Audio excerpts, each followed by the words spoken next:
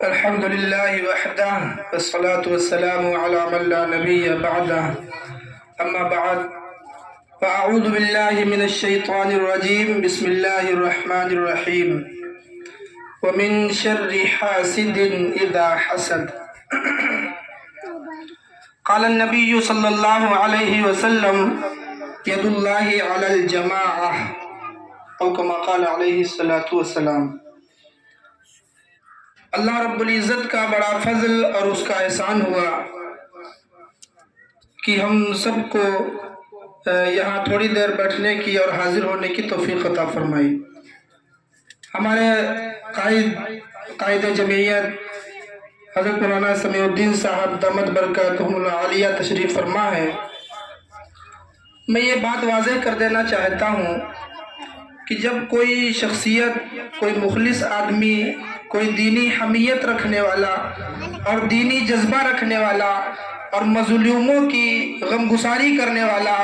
مظلوموں کا سہارا بن کر کے کھڑا ہونے والا جب کھڑا ہوتا ہے تو ظاہر سی بات ہے کہ لوگ اس سے چپکنے لگتے ہیں، لوگ اس سے محبت کرنے لگتے ہیں،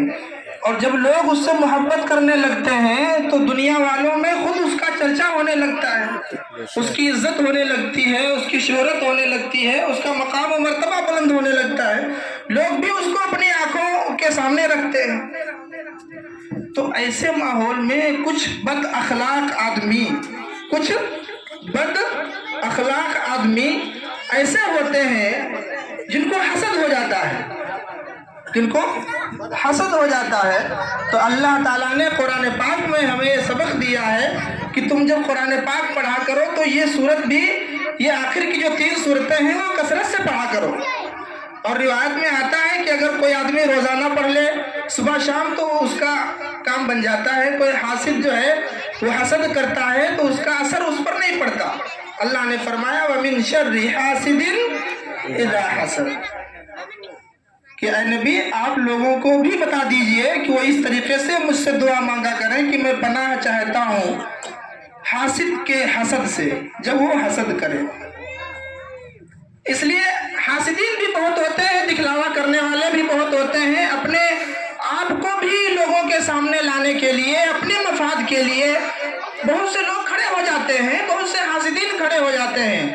اس لیے دعا مانگنی چاہیے حاسدین کے حسد سے اللہ تعالیٰ ہم سب کی حفاظت فرمائے، اور خاص طور سے ہمارے صدر محترم کی حفاظت فرمائے، آمین۔ میں نے ایک حدیث پڑھی تھی ید اللہ علی الجماعہ،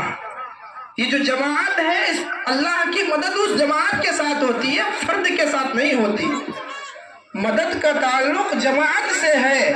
اگر کوئی فرد جماعت سے بغاوت کرتا ہے تو اس کے ساتھ اللہ کی مدد نہیں آ سکتی۔ اس لیے اللہ کے رسول جناب محمد رسول اللہ صلی اللہ علیہ وسلم نے ارشاد فرمایا من شذ شذ فی النار، جو جماعت سے کٹ گیا وہ سمجھیے جہنم میں چلا گیا، وہ جنت والے راستے سے کٹ کے، محبت والے راستے سے کٹ کے اور پیار و الفت والے راستے سے کٹ کے جہنم کا راستہ لے لیتا ہے۔ اس لیے ہم سب کو یاد رکھنا ہے کہ ہمارے مشفق اور ہمارے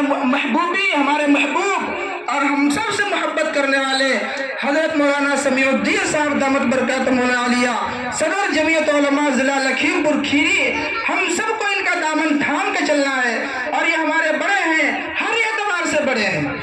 اس لیے ہم کو کسی بھی طرح کا کوئی شک اور شبہ اور کسی طرح کی ان کے اتباع کرنے میں، ان کے نقش قدم پہ چلنے میں کسی طرح کی کوئی ہم کو تکلیف اور پریشانی نہیں ہونی چاہیے، بے لوث، اس لیے کہ جس کے ساتھ ایک مکمل جماعت ہو، وہ بھی جمعیت علماء کی جمعیت ہو، اس کے ساتھ ہم عوام کو چلنے میں کوئی بھی پریشانی اور دشواری اور شک و شبہات کی گنجائش نہیں رہتی ہے۔ بہرحال اللہ تعالی ہم سب کو صحیح سمجھ عطا فرما دے۔ وآخر دعوانا ان الحمد للہ رب العالمین۔